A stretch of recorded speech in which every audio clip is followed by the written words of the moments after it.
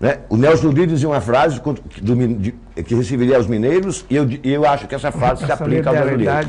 O mineiro só é solidário no câncer. Eu acho que o brasileiro, às vezes, nem isso. Deixa eu lembrar uma coisa. Há um processo, o Carlos tem razão, os artistas estavam, e você tem razão, os artistas estavam isolados, os artistas do teatro não foram chamados a esse momento de uma certa burguesia intelectual de São Paulo. Mesmo no movimento aqui do Ceará, que antecede os modernistas em 30 anos, 1892, com a padaria espiritual, os artistas de teatro de Fortaleza também não estavam naquele manifesto, não é? Estavam lá os literatos, não é? Mas há algumas experiências, eu lembraria 3 nomes, eu já lembrei ali alguns. O Renato Viana, já em 22, 23, por aí, fazendo um teatro ainda, tentando colocar o espectador, tentando colocar o ator de costa, por exemplo, que era uma grande, para a época, uma afronta. O ator tinha que declamar para a plateia, tinha que falar para a plateia, não podia contracenar olhando no olho do seu comparsa, não é? Fazendo a literatura mais próxima à coloquialidade da fala. O teatro ainda era considerado muito uma literatura, né? Uma boa literatura, um beletrismo, né? Uma expressão de beletrismo, e os autores ainda não estavam levados a ter um ouvido de uma coloquialidade específica do espaço onde eles estavam, ou da personagem que estava sendo recriada através da fala literária. Então você tem o Renato Viana com esse tipo de experiência, tentando modificar a luz, tentando dar uma luz que fosse o reflexo do sentimento da cena e não do horário em que a cena está sendo feita, se é de manhã, se é de tarde ou se é de noite, não é? Você tem depois o Álvaro Moreira em 1927 com uma experiência extraordinária chamada Teatro de Brinquedo. Álvaro e Eugênia Moreira, poeta, cronista extraordinário, As Amargas não, fazendo um teatro também, mas sempre teatro isolado. Entende? Um teatro isolado do grande movimento de teatro do seu período. Você vê o teatro junto com a literatura e a música no Teatro de Arena, nos anos de chumbo, onde você vê compositores, né, homens de teatro puro, como Jean Francisco Guarnieri, e com autores como Edu Lobo, compondo para o teatro. Chico o Teatro Buarque. Opinião. Grupo Opinião. Buarque, né? Então, ali sim, houve um movimento conjunto. Mas uma coisa que eu ia colocar, que eu concordo e discordo. Ele disse que o artista... Desconcordo, então. Eu desconcordo, que o artista, o dramaturgo também trabalha sozinho, o literato, o cara que escreve um romance trabalha sozinho, ou o artista plástico. Eu acho que não, porque tem um horizonte de leitores e já tem estudos sobre a percepção. Você não escreve nunca um romance só, porque você tem você e seus fantasmas e tem o seu público que você sempre escreve para algum horizonte de pessoas. Então essa questão do sozinho, é um interlocutor, você faz projetar, não é?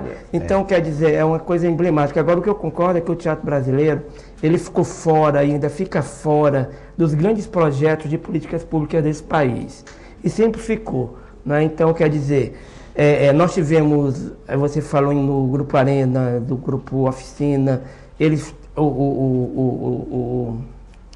o Zé Celso Martinez Correia, não é, montando o Rei da Vela. O Rei da Vela, não é? Então, mas o que eu vejo é que o teatro ainda hoje, o texto de teatro e o teatro em si como arte maior, ele não é muito considerado pelas políticas públicas no Brasil, nem pela universidade no Brasil. Eu comecei a estudar Nelson Rodrigues, não é? Eu já estudava esse autor há algum tempo.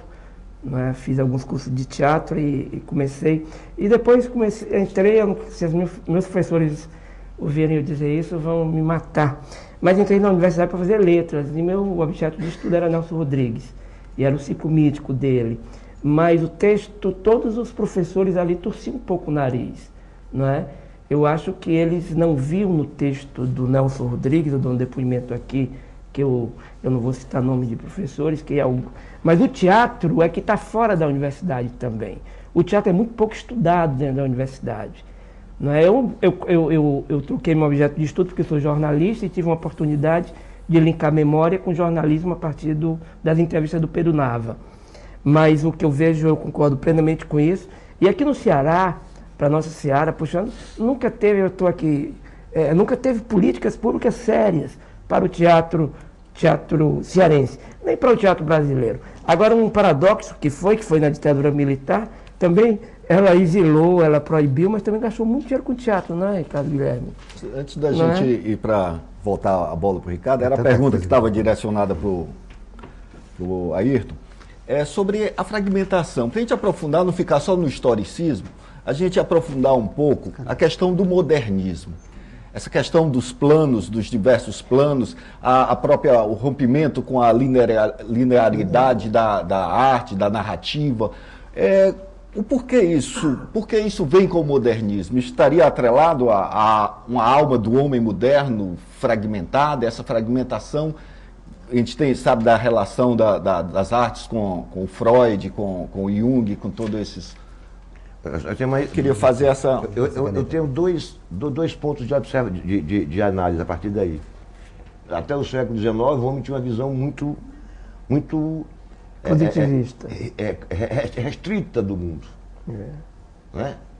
Com o século XX, veio as teorias físicas, teoria quântica, teoria do átomo, não era só mais aquela coisa, foi um descobrimento. Então, o conhecimento, o mundo foi se tornando impossível de conhecer de um só ponto de vista. Para conhecer a realidade, eu tinha que juntar vários enfoques. O enfoque da química, o enfoque da física, o enfoque do médico, da biologia, o enfoque da psicanálise. O que acontece? A gente tem que pensar, o nosso pensamento humano, a gente tem que pensar do seguinte, a gente tem que fazer uma comparação com o nosso organismo. Enquanto nós estamos aqui batendo papo, o nosso coração está batendo, o nosso rim está fabricando urina, todos os nossos órgãos estão em trabalho, só que a gente não percebe, até que um deles doa, ou dê o prego. Essa analogia se faz com o pensamento. A gente pensa que a gente está pensando o tempo todo só consciente, conversa é essa.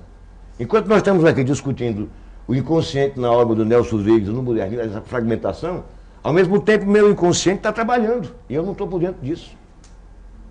A não ser que algo me incomode. E outra coisa, ele mais do que isso está trabalhando e está interferindo no seu discurso, no seu sentimento, na sua autoestima, na sua relação, na sua percepção de você e do que estamos dizendo aqui.